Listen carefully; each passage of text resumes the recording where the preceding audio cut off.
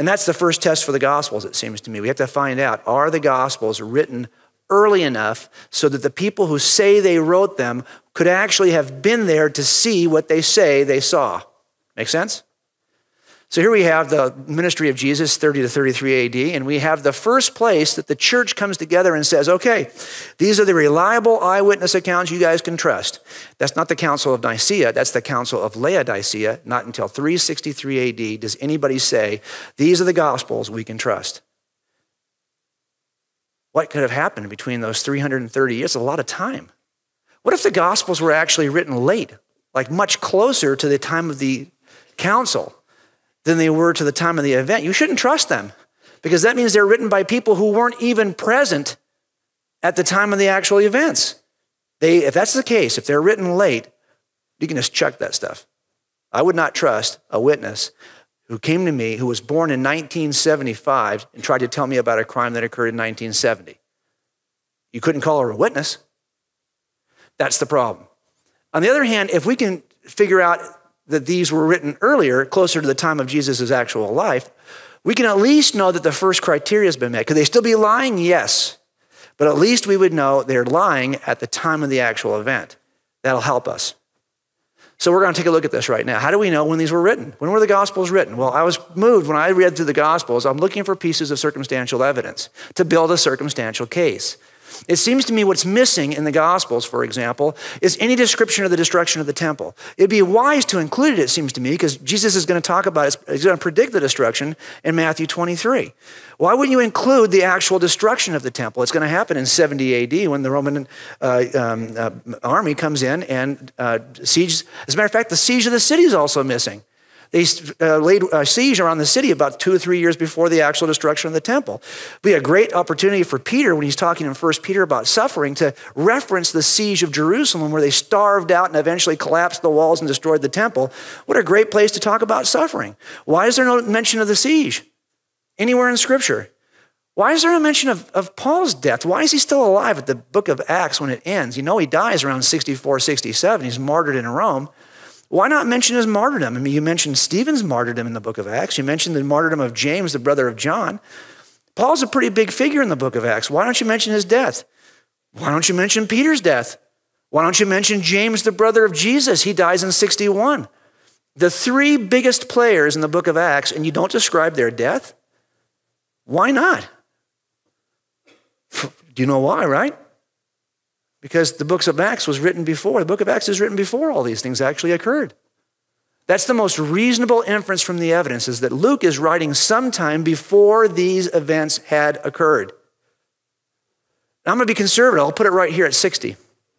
We don't know how much earlier he actually wrote it, but 60 is fair at least, because it would at least get James is not mentioned. He has 61, so we'll go 1 year before that just to be safe.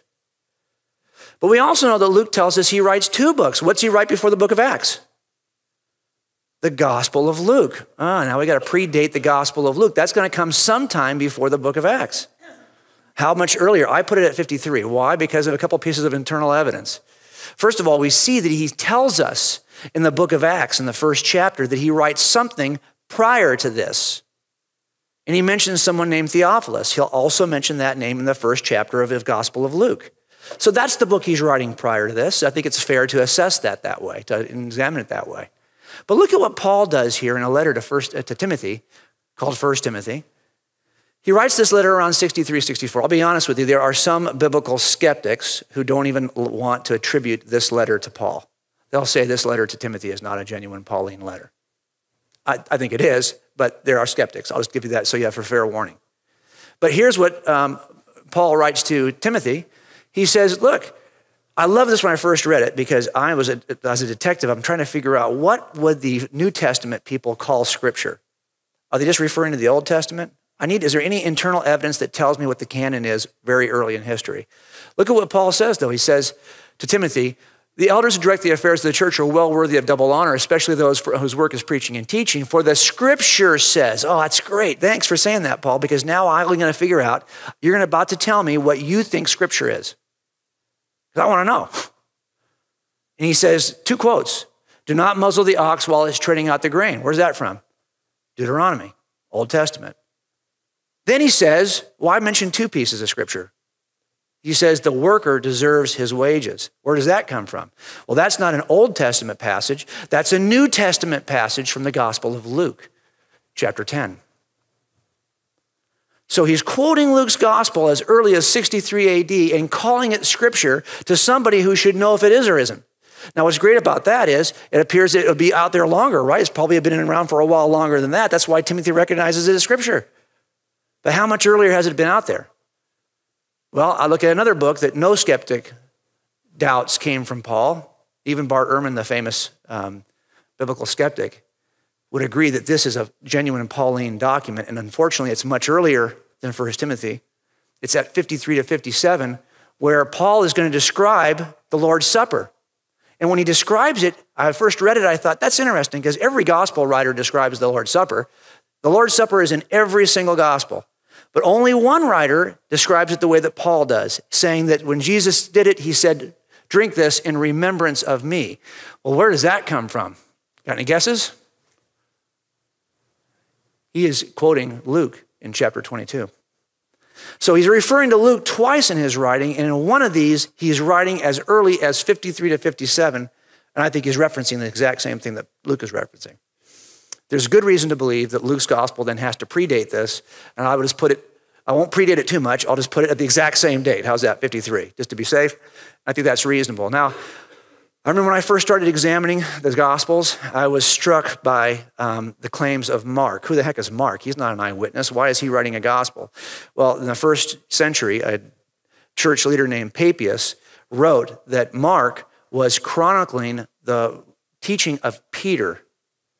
And Papias wrote that he wasn't trying to be all that careful about order. He was really trying to be more careful about accuracy. So it's not an orderly account, it's an accurate account, according to Papias in the first century.